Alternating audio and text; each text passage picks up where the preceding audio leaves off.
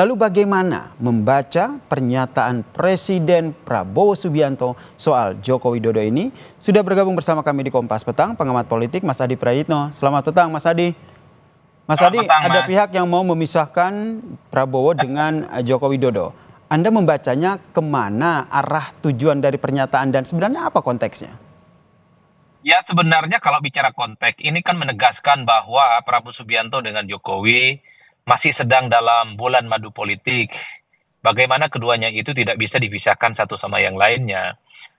Kongsi politik dan koalisi politik dalam Pilpres 2024 yang kemudian menjadi titik kulminasi bagaimana hubungan antara Jokowi dan Prabowo ini kan kemudian membuat bagaimana pasangan Prabowo dan Gibran mampu memenangkan pertarungan politik. Itulah yang saya sebut sebagai bulan madu politik yang tidak bisa Mm-mm. dipisahkan satu sama yang lain. Nah, yang kedua, Mas, kalau mau bicara tentang kira-kira siapa yang ingin memisahkan Jokowi dan Prabowo, memang tidak ada yang kemudian secara eksplisit menyatakan itu. Tapi pertama, saya membaca dan mendeteksi, kalau mau kita mention satu persatu, ya adalah mereka para pendukungnya Ganjar dan pendukung Anies Baswedan, yang Mm-mm. memang sebenarnya melihat bahwa ketika Pilpres sudah usai, sudah saatnya Prabowo sebagai presiden terpilih menunjukkan dirinya sebagai presiden yang tak lagi misalnya tidak dikait-kaitkan, apalagi berada di bawah bayang-bayang mantan-mantan presiden sebelumnya.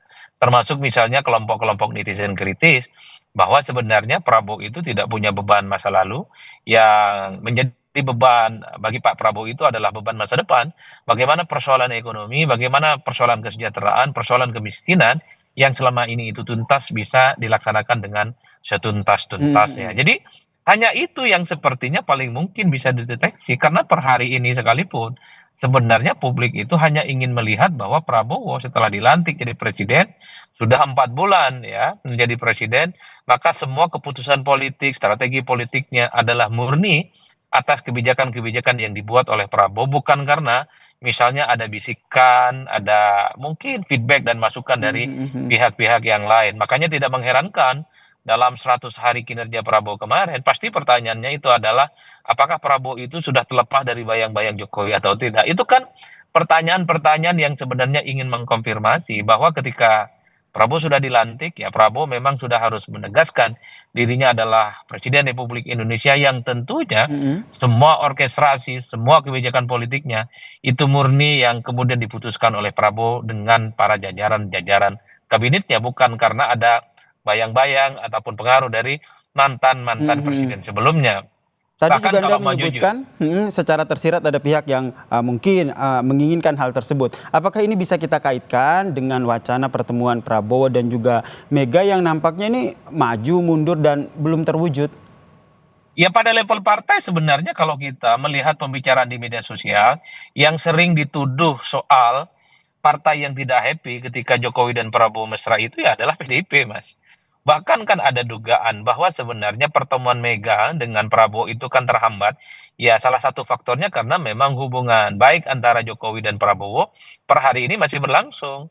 Makanya ada satu dugaan dan keyakinan kalau hubungan Jokowi dan Prabowo sudah tak lagi baik-baik saja, bukan tidak mungkin PDIP, Megawati Soekarno Putri dengan Prabowo Subianto pastinya akan segera melakukan pertemuan-pertemuan politik. Jadi Mm-mm. kalau disitulah yang kemudian saya sebutkan, kalau kita membaca identifikasi kira-kira siapa yang Mengarahnya ke kemudian sana begitu ya? disebut pihak, iya pada level partai yang sering disebut, dimention di berita-berita online, kemudian di media sosial ya PDIP dan para pendukung Anies dan pendukung Ganjar yang dinilai masih belum move on terkait dengan kekalahan Pilpres 2024 yang lalu. Tapi di atas Ini masih segala-galanya, dugaan ya karena memang secara fakta memang belum ada mention yang disampaikan ya oleh Presiden Prabowo sekalipun begitu kan Mas Adi. Kemudian kalau Mas Adi sendiri melihat sebenarnya ada nggak sih titik pisah atau sudah terlihat begitu beda haluan antara Joko Widodo dan juga Prabowo Subianto sehingga memunculkan pernyataan tersebut?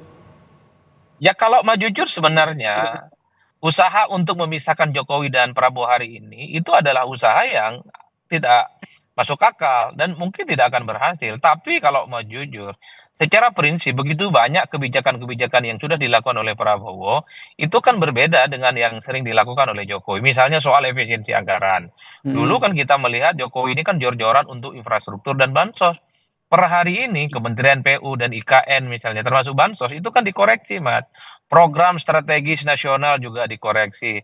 Pembangunan infrastruktur yang baru dilanjut juga dikoreksi.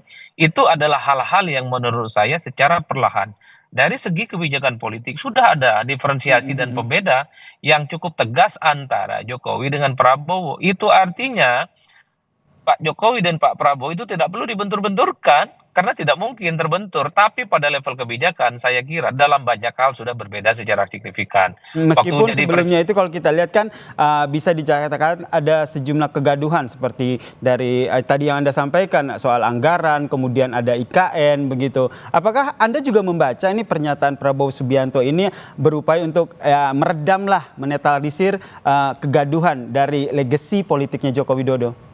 Ya saya kira memang sejak awal mazhab Prabowo Subianto adalah mazhab stabilitas. Jadi Mhm. kalau ada potensi-potensi untuk membentur-benturkan antar elit dengan yang lain itu tentu dikhawatirkan akan membuat iklim ekonomi dan ekosistem politik Indonesia itu tidak stabil dan tidak gaduh. Karena bagi Prabowo sekecil apapun ada resistensi, ada gejolak tentu ini tidak baik. Bagaimana postur pembangunan ekonomi di masa-masa yang akan datang itu bisa dicapai. Makanya mazhab Prabowo itu merangkul, jangankan dengan Jokowi, jangankan dengan SBY, Mhm. dengan partai-partai yang kalah sekalipun kan ingin dirangkul, termasuk PDIP kan sangat kelihatan juga ingin diajak menjadi bagian dari koalisi. Karenanya tidak mengherankan kalau kemudian ketika wacana soal pertemuan Megawati dan Prabowo per hari ini itu paling banyak ditunggu. Makanya kalau masih ada pihak dan upaya-upaya untuk membenturkan antara Jokowi dan Prabowo ya pasti Prabowo memberikan statement. Meski di atas rata-rata Mas, kalau saya mau simpulkan, sebenarnya harapan terbesar dari publik kalaupun toh itu ditengarai untuk Mhm. memisahkan Prabowo dan Jokowi, cuman ingin melihat Prabowo ini sudah jadi presiden di Republik Indonesia. Jadi segala keputusan Mhm. politik, manuver politik, orkestrasi politiknya Tidak dalam sudah bayang-bayang Jokowi begitu ya? tidak dalam bayang-bayang siapapun, termasuk tidak dalam bayang-bayang presiden-presiden yang sebelumnya. Saya kira di Baik. situ sebenarnya ya Mas keinginannya. Baik, terima kasih pengamat politik Mas Adi Praitno telah memberikan perspektifnya terkait dengan pernyataan Prabowo yang bilang ada yang mau memisahkan dirinya dengan presiden sebelumnya yaitu Joko Widodo. Salam sehat Mas Adi.